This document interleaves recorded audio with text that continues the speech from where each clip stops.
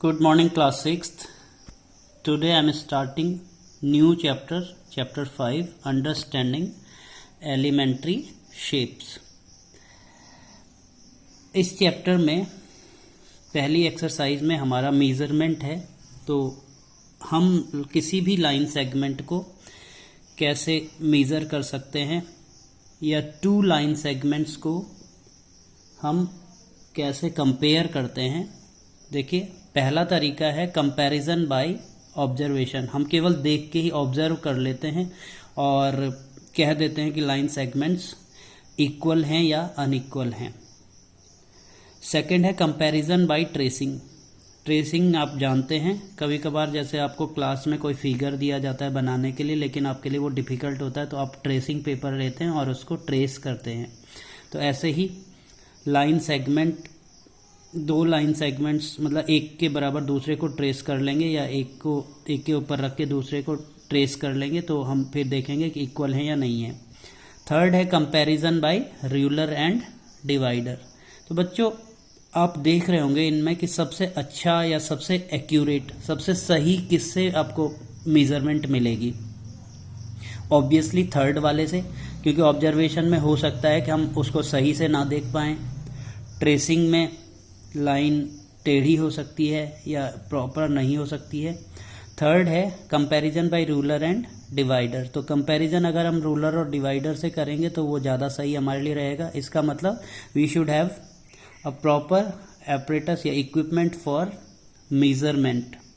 तो हमारे लिए यहाँ पे सबसे सही इक्विपमेंट है रूलर एंड डिवाइडर. ठीक है, तो पहले पार्ट में आप मेजरमेंट करेंगे. अब हम एक्सरसाइज 5.1 शुरू कर रहे हैं.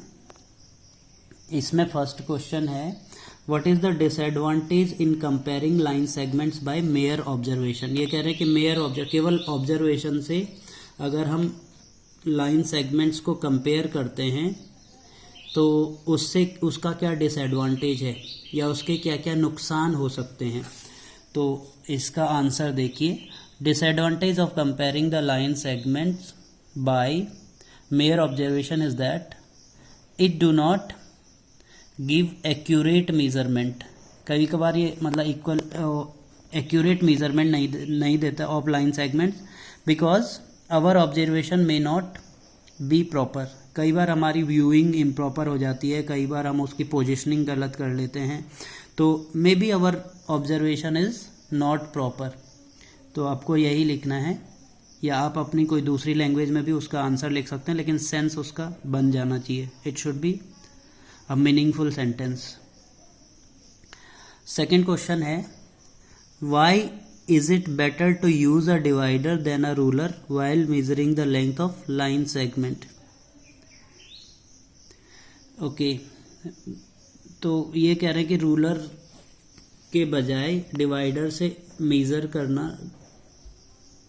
क्यों ज़्यादा अच्छा होता है. Because by measuring line the length of line segment by scale या ruler may leads to positioning error. हो सकता है कि इसकी पोजिशनिंग एरर होगी, क्योंकि उसमें जो एज होती है वो शार्प होती है, तो उसमें पोजिशनिंग एरर का कम चांस होता है. इसमें स्केल कभी हिल जाता है, तो इसलिए हम मेज़रमेंट अगर करते हैं तो डिवाइडर से ज़्यादा सही रहता है. Third question, draw a line segment A B. देखिए मैंने बना दिया है. Take any point C lying on it, lying between A and B. ये ले लिया है point C. Measure the lengths of A B. आपको मीज़र करनी है रूलर से B C and A C. A B, B C और A C सबकी लेंथ मीज़र करनी है. Is A B equal to A C plus C B. तो आपको देखो मीज़र करना तो आपको आता है. रूलर आप रख देंगे, ज़ीरो यहाँ पे रखेंगे और यहाँ पे जितने तक जा रहा होगा तो उतनी हमारी लेंथ हो जाएगी. तो मैंने मीज़र किया तो मुझे A B is equal to 8 centimetre मिला, A C is equal to 2 centimetre मिला और C B is equal to 6 centimetre मिला मीज़र करने से. ए बी देखो यहाँ से यहाँ तक होगा ए सी यहाँ से यहाँ तक होगा और सी बी यहाँ से यहाँ तक होगा। तो फिर मैंने देखा कि A C plus C B is equals to 2 + 6 आ रहा है 8 सेंटीमीटर। तो yes A B is equals to A C plus C B, मतलब A C plus C B को ऐड करके ए बी के इक्वल आ रहा है। यही इन्होंने पूछा था।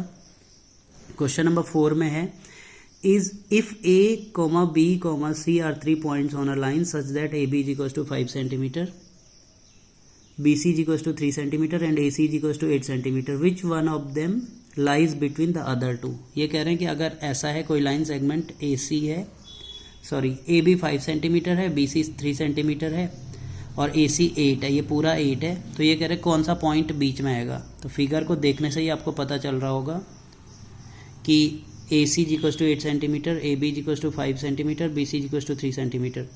तो A C is equals to A B plus B C, इसका मतलब B lies between A and C. Next है question number 5, verify whether D is mid point of A G. Figure देखिए, फिगर ये बना लेंगे आप बुक से और आपको प्रूफ करना है कि डी ए जी का मिड पॉइंट है। सबसे पहले देखिए ए जी, ए से जी तक देखिए कितनी यूनिट्स हैं, 1, ए से शुरू कर रहे हैं ना, तो यहाँ से तो नहीं काउंट करेंगे, यहाँ से 1 2, कितने स्टेप्स हम चले 1 2 3 4 5 6, तो ए जी कितने यूनिट्स हुआ 6 units. A D 1 2 3, A D कितना यूनिट्स हुआ 3 यूनिट्स। फिर डी जी देखो, डी से चलना है जी तक, तो 1 2 3, दोबारा 3 स्टेप्स। ओके, तो ए से डी तक देखिए कितना है 3, डी से जी तक कितना है 3, तो इसका मतलब डी बिल्कुल बीच में है। तो yes therefore D is mid point of A G. Okay, 6th question है if B is mid point of A C and C is mid point of B D, B is mid point of A C. देखो A सी यहाँ से यहाँ तक है, ये line इसका mid point है बी, और फिर बी से डी तक लाइन है, उसका मिड पॉइंट है सी। तो आपको बताना है कि A B is equals to C D क्यों होगा। तो देखिए B is mid point of A C, then A B is equals to B C, क्योंकि बी मिड पॉइंट है। अभी हमने देखा था A D is equals to D G था, तो ए जी का मिड पॉइंट था डी।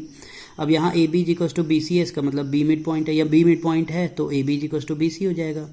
ऐसे ही C is mid point of B D, C is mid point of B D, इसका मतलब B C is equals to C D होगा।